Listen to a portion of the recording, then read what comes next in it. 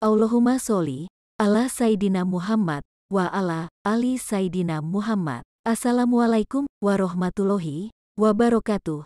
Selamat bertemu kembali dalam channel Rahma Yuniati, channel yang mengupas masalah kristologi, Islamologi, dan kisah-kisah mualaf dunia. Dan yang terpenting dari itu semua adalah dapat menjadi benteng umat Islam dari bahaya pemurtadan dan fitnah-fitnah kaum misionaris, insya Allah. Amin. Dan saya harapkan dukungan dari Anda semua, terkhusus umat Muslim dimanapun Anda berada, dengan cara subscribe, like, dan bagikan videonya agar channel ini dapat berkembang dan terus memberikan pengetahuan buat Anda. Dan untuk video saya kali ini, saya akan mengangkat tema, yaitu siapakah nama Yesus yang sebenarnya? Yesus, nama dalam bahasa Inggris, Yesus dalam bahasa Spanyol, Isa dalam bahasa Arab, Yesus dalam bahasa Yunani, Yesus dalam bahasa Latin, Yeshua dalam bahasa Ibrani. Lantas, pertanyaannya siapa nama sebenarnya saat murid-muridnya dan pengikutnya yang paling awal memanggilnya, dan bagaimana mereka mengucapkannya? Untuk menjawab pertanyaan ini, mungkin seperti pencarian dalam Google, terlihat mudah, tapi saya pikir itu sedikit lebih rumit, dan dari itu semua, sebenarnya ada sejarah yang cukup kaya untuk bisa kita lihat dan kita pelajari bagaimana nama Mesias itu bisa berubah saat diterjemahkan dan ditransliterasikan ke dalam bahasa yang berbeda dan diucapkan oleh budaya yang berbeda pula. Di sini penting untuk kita catat bahwa nama Mesias dikemas dengan signifikan dalam Perjanjian Baru. Kita bisa ambil contoh dalam ayat Filipi 2 ayat 9-10 berikut ini. Filipi 2 ayat 9-10. Itulah sebabnya Allah sangat meninggikan Dia dan mengaruniakan kepadanya nama di atas segala nama, supaya dalam nama Yesus bertekuk lutut segala yang ada di langit dan yang ada di atas bumi dan yang ada di bawah bumi. Dalam ayat tersebut sangat jelas sekali jika Allah telah meninggikan namanya di atas segala nama, tapi yang jadi pertanyaannya, benarkah nama yang telah dikaruniakan Allah tersebut adalah Yesus? Karena kalau namanya saja sudah salah, gimana ajarannya? Dan untuk memecahkan serta mencari fakta yang sebenarnya, kita mulai dengan fakta dasar dahulu. Pertama, ada banyak bahasa yang berbeda yang digunakan di Palestina pada abad pertama, salah satunya bahasa Ibrani yang umum digunakan, tetapi bukan bahasa lisan, karena bahasa Ibrani hanya digunakan dalam bahasa teks dan tugas keagamaan. Tentunya juga bukan bahasa sehari-hari yang digunakan oleh Yesus. Yesus berasal dari Nazaret, sebuah kota di Galilea, adalah komunitas berbahasa Aram. Ini adalah tempat Yesus menghabiskan sebagian waktunya, dan kita bisa pastikan bahwa Yesus berbicara dalam bahasa Aram. Dan kita dapat melihat buktinya dalam bagian Perjanjian Baru, seperti contoh dalam Matius 27 ayat 46 berikut ini. Matius 27 ayat 46. Kira-kira jam 3, berserulah Yesus dengan suara nyaring, Eli, Eli, lama sabachthani. Artinya, Allahku, Allahku, mengapa engkau meninggalkan aku? Kita bisa perhatikan penggalan kalimat dalam ayat Matius 27 tersebut, di mana bahasa Aram dalam ayat tersebut masih ada. Tapi justru dalam Injil Markus, frase kalimat yang digunakan adalah murni bahasa Aram, dan kita bisa lihat buktinya dalam Injil Markus berikut ini. Markus 15 ayat 34. Dan pada jam 3, berserulah Yesus dengan suara nyaring, Eloi, Eloi, lama sabachthani, yang berarti, Allahku, Allahku, mengapa engkau meninggalkan aku?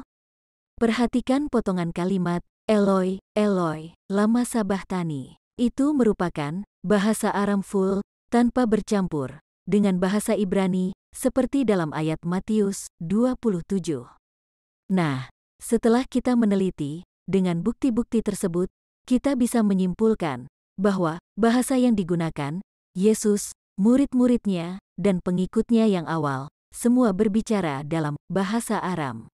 Akan tetapi, bahasa Aram dan Ibrani bukanlah bahasa satu-satunya yang digunakan di Palestina pada abad pertama, dan Perjanjian Baru sendiri ditulis dalam bahasa Yunani, karena bahasa Yunani sendiri menjadi bahasa pergaulan di Palestina pada abad pertama, dan bahasa pergaulan yang saya maksud bahasa adopsi umum.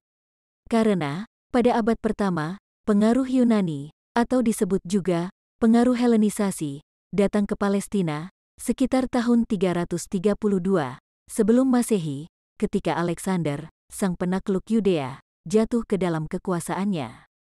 Dan saya pikir, kemungkinan besar Yesus berbicara, setidaknya, sedikit dari bahasa Yunani koin, terutama ketika berbicara dengan non-pribumi Yudea. Bahasa Yunani koin, atau koin Greek, menjadi bahasa yang sudah umum di saat itu, dan bisa kita lihat dalam manuskrip Perjanjian Baru, di mana ditulis dalam bahasa Yunani, walaupun saat itu, Yunani koin bukan satu-satunya bahasa di Yunani. Karena, selain Yunani koin, ada juga bahasa Yunani loteng, yang merupakan bahasa yang digunakan di Athena, dan itu adalah bahasa para filosof Yunani, dan ada juga Yunani Ionik yang merupakan bahasa Homer, yang juga diucapkan di Palestina. Sehingga, kita dapat melihat, ada banyak bahasa berbeda yang digunakan di Palestina pada abad pertama, yang membawa saya ke pertanyaan awal dalam judul video ini, yaitu, apakah nama Yesus adalah nama sebenarnya? Inilah mengapa dalam bahasa Ibrani diucapkan Yeshua, di mana Y berasal dari kata Ibrani, Yah, yang merupakan singkatan dari nama ilah Allah, dan Shua berasal dari kata kerja Ibrani, Yasha, yang berarti Allah menyelamatkan. Dan ejaan bahasa Inggris dari bahasa Ibrani, Yeshua, adalah Yosua, dan nama Ibrani, Alkitab awal, yaitu Yehoshua, lebih dekat dengan Yosua, dalam bahasa Inggris, dan ini akhirnya disingkat menjadi Yeshua.